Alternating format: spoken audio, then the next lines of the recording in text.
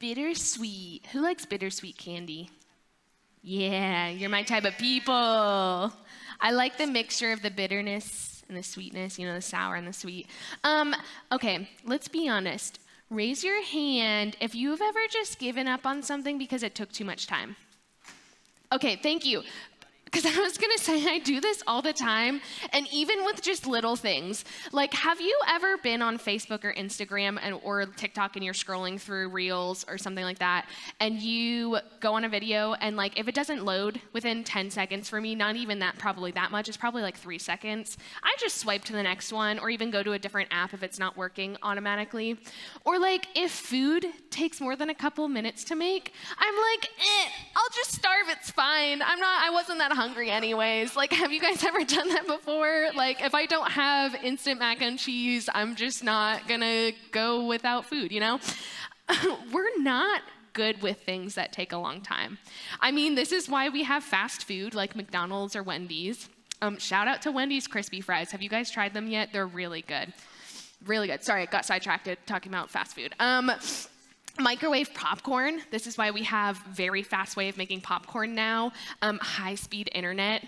Amazon Prime. Who does not love Amazon Prime? 2-day shipment. Woohoo! Sometimes you can get it the next day. We like things to happen quickly. And in most areas of our life, that's pretty good. Because I'm never going to disagree with instant noodles and microwavable mac and cheese. But there's some really important areas in our life that the need for speed and things happening fast can actually be really harmful. And I think one of those areas is forgiveness. And so that's what we've been talking about, what we started a couple weeks ago in this series called Bittersweet. We're talking about forgiveness. And so a couple of weeks ago, we talked about how at first it can feel really sweet to hold on to that bitterness or that anger that we might feel when we get betrayed by somebody or something. But then we learned that bitterness is actually really harmful, and holding on to bitterness and resentment actually hurts you much more than it hurts the person that you're really angry with. And while this is true, there's also one other thing that's very true. I feel like this statement can be agreed upon by all of us. Most of us have tried forgiveness, and it didn't seem to work. And so we just kind of gave up on it because it didn't work the first time around, and so what's even the point of forgiving someone? Maybe you decided to forgive your sibling for something they did, but then every time you think about it, you get so angry and upset about that thing. You just can't stop thinking about it.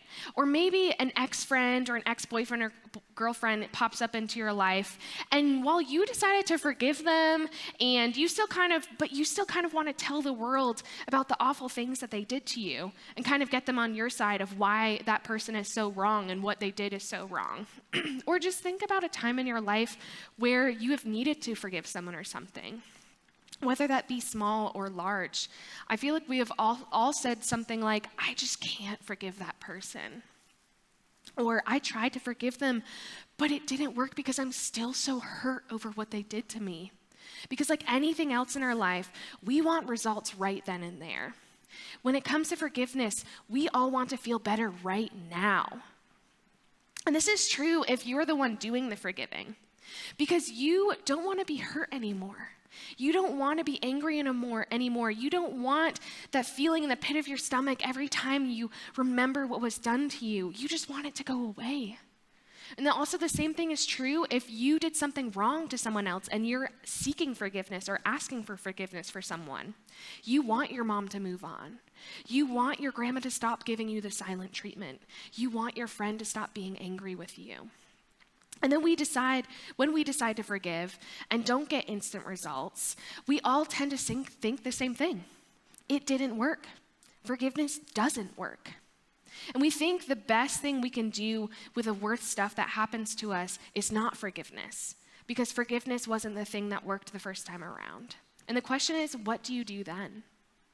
When you have tried something and it doesn't work, do you have any other options other than forgiveness? Or if you have gave forgiveness a shot and you still don't feel any better after it, should you just give up on forgiveness? And so that's why I want to take a look in the story tonight that's in the first book of the Bible, Genesis. And we're actually going to be talking a little bit about this guy named Joseph. And so you might have heard of Joseph before, but the story of Joseph's life is actually a really long story filled with tons of smaller stories and plot twists in it. Like, he had the kind of life where one thing after another, after another, after another kept on happening to him. And it wasn't good things necessarily all the time. Like, it was really bad things. So to set up our story, it's important to know that Joseph was the youngest out of 11 brothers. Like, the smallest out of 11 siblings. Who here has 11 siblings? I bet you if we would have combined everybody in this group, we'd maybe get 11 siblings. Like, that's a lot of older brothers to have. And then on top of that, Joseph being the youngest was also his dad's favorite. And that's not very common back in that time. Like, the firstborn son was supposed to be the favorite son. And so for Joseph, the youngest, to be the favorite, you must feel like the other 11 brothers would have some animosity towards him. And so he even had this special brightly colored coat that he would wear, a gift from his dad. And this special coat would remind his brothers just how much that Joseph was his dad's favorite. And you might have heard of the fun musical Joseph and the Technicolored Coat. It's really fun, so that's where it comes from. And so when Joseph was actually 17 years old, it gets worse because he has this dream that he tells to his brothers that there's going to be one day that his brothers and dad actually bow down to Joseph. Like, talk about the worst thing that you could tell to your brothers that already hate you and despise the fact that you're your dad's favorite and that you're also the youngest. And so their animosity and their hatred for him grew and grew, and they plotted to kill him at one point. And so there's so much drama in this story, guys. And if you want to read more and you want to actually dive deep into his whole life story, you could actually read it in Genesis 37. But long story short, Joseph doesn't end up getting killed. His brothers sell him into slavery. That's super fun. And then through a series of unfortunate events, Joseph gets framed and put into prison. Which, cool, not only was he tried to be killed by his brothers, but then he gets sold into slavery, and now he is in prison for something he didn't do. But time and time again, the writer of Genesis tells us that God was with Joseph. And so Joseph prospered or succeeded in whatever he did, even in prison. Because fast forward a little bit more, while in prison, Joseph was able to interpret the dreams of two of other prisoners. So this guy that was in prison with him was the king bearer, the cupbearer to the king, to the Pharaoh. And so his job was to make sure that the king, the Pharaoh, didn't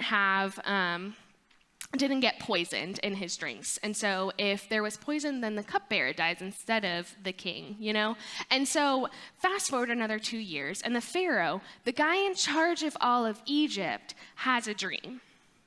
And so he's wondering what this dream is. Well, this cupbearer, now out of prison, actually tells the Pharaoh about Joseph and about how he had interpreted correctly his dream. And so the Pharaoh goes and gets Joseph. Joseph tells the Pharaoh, interprets his dream correctly, which is basically that they're going to have a big famine and that there's not going to be any food for the kingdom.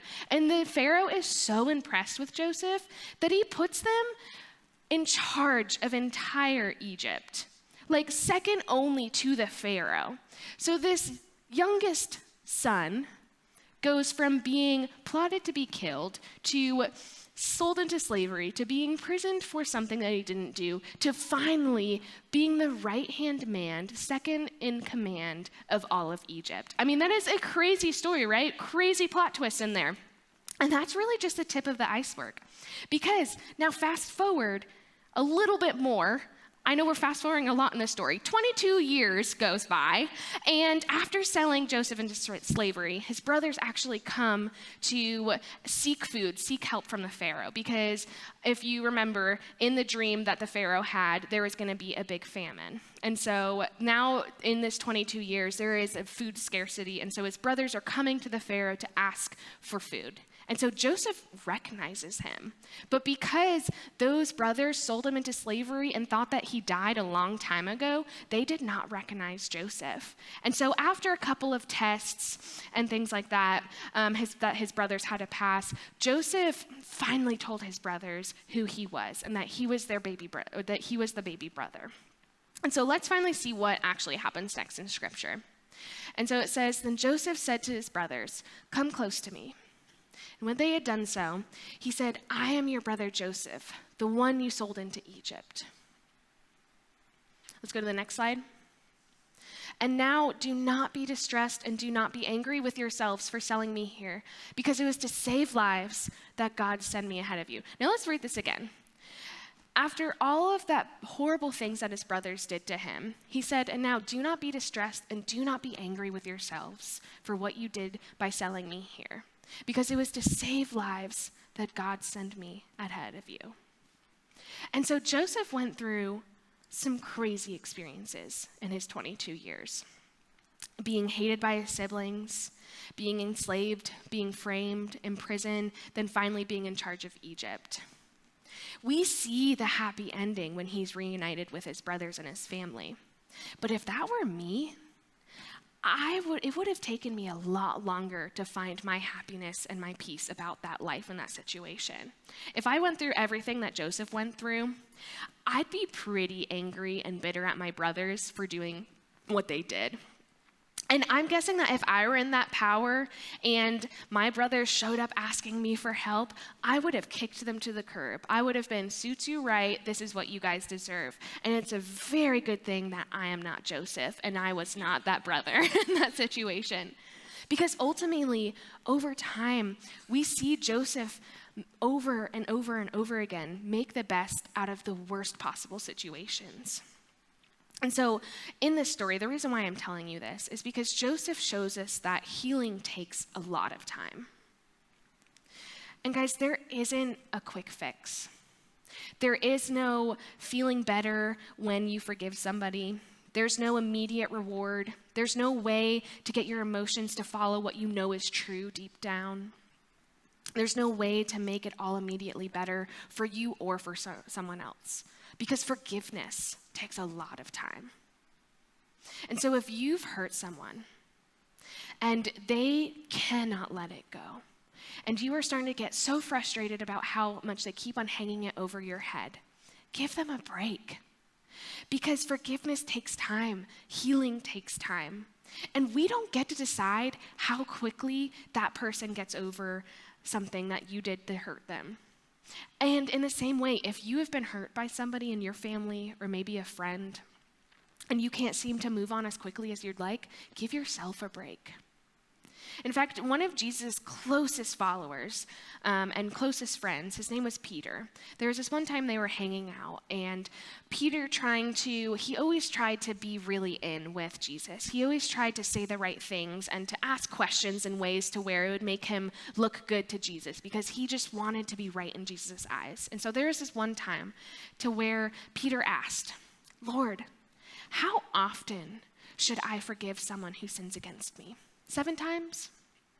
And so in this society, the way that it would work to where it was kind of a 3 strikes rule in their time, to where you can forgive someone 3 times, but then after that they're out type of thing. And so with this, Peter was saying, "Hey, if someone sins against me, how many times do I forgive them? 7? Because that's a crazy amount. That's like over half, twice as much as what you normally would forgive someone with." So Peter thought he was being pretty cool. And then the craziest thing is Jesus replies to him, and he goes, "No, not 7 times. Jesus replied, "But 70 times 7 times."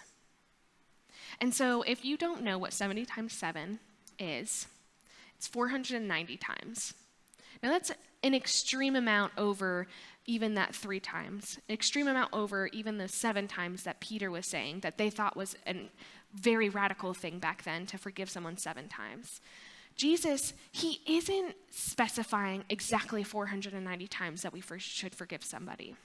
But he knew that when we try forgiveness, it doesn't always stick for us.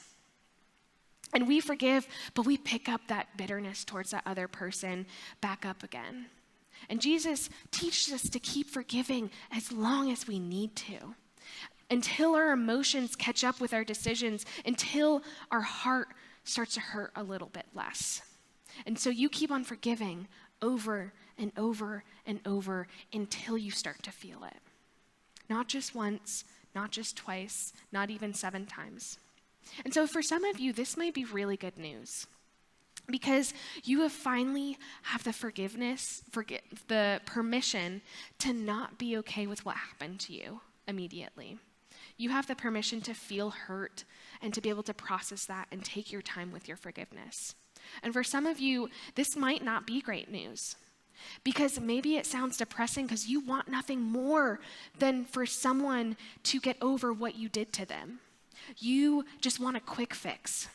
You want the answer to just be forgiven 7 times, because if they just forgive me 7 times, then we're good, because those 7 times are already over. And it would seem a lot easier if this was how forgiveness worked.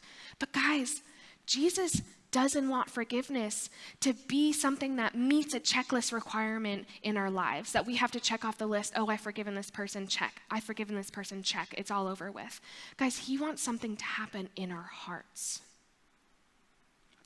He wants us to be healthy emotionally and mentally, and he wants us to have healthy relationships with others. And that's why he tells us to forgive as many times as we need to until we've healed. In fact, maybe forgiveness isn't a decision after all. Maybe it's not even a single event or a single time in our lives that we give someone forgiveness, but maybe it's more of a heart posture. Maybe it's more of an attitude or a condition that changes our perspective on life over time. It's not something that you can mark on a calendar by this date. I'm going to forgive this person and be okay. But it's something that could bring healing and change over that period of time. And guys, let's be honest about forgiveness for a second. I feel like we all want forgiveness and healing to work just like an antibiotic. It would be so much easier if we were told to be taken a 7-day prescription and then we're cured after those 7 days. But healing and forgiveness is more like recovering from a really big injury and taking a dose of medicine. So when we are hurt or offended by or angered by people, it takes time to heal. All different kinds of healing takes time. So something small, like your friend not texting you back that one time, might only cause a little nick. And so then you can cover it up with just a small Band-Aid, And so then, do you like that it's purple? And so, sure, you're annoyed for a few minutes, but then you talk to them, you mention it, you clear it up, you forgive that person and move forward. And so then it's healed after a couple of days and you could take it off, because really a Band-Aid is only to stop the bleeding, and then after that your body heals itself. But there's other offenses. Like maybe your parents missed your biggest game or your biggest performance. Or that one friend who betrayed you by telling a secret, and now it changes the way other people think of you and the way other people treat you, and maybe even some of your closest friends treat you. Or maybe someone broke a really big promise to you. And you're hurt, you're angry, you're confused, you're trying to get over it, but you can't stop replaying it in your mind. And so these offenses are like deep wounds. They're like broken bones to where you need a cast for it. And so these injuries take time to heal. They take challenging conversations. They take repeated, clear communication and a lot of hard things that you have to go through. And so they take prayer and time with God. They take time to heal. Forgiveness takes time. And so then you have weeks of recovery. You go back in for checkups, and sometimes your body isn't getting better fast enough as a doctor wants it to. And so maybe they will readjust your cast, or maybe they will tell you that you can't lift anything for a while, or you have to stay on the couch a little bit longer, or you can't play video games for a while because your finger's broken. But eventually you go in for that checkup, and over time, with each visit, your doctor will tell you that you can start to do those things again. Your doctor will tell you that it's okay little by little, and you'll start to heal little by little. And guys, everyone is different. Every hurt is different, but time will always be a part of that solution. And so I know it can be hard to hear, and dealing with healing and pain are not always easy, but there is hope. And so maybe sometimes we're hoping for forgiveness and healing to go faster, but knowing what to expect makes it a little bit easier to work our way through it. And we will get through it if we trust God to be with us and to guide us along that way. And now I don't want that to sound like another Band-Aid fix for actual, real, true hurt. And so that's why I want to take a little bit to talk about some steps that we can take during our time with forgiveness. And so chances are you have had someone, or maybe even a few people, come to mind as we've been talking about forgiveness over these past couple of weeks.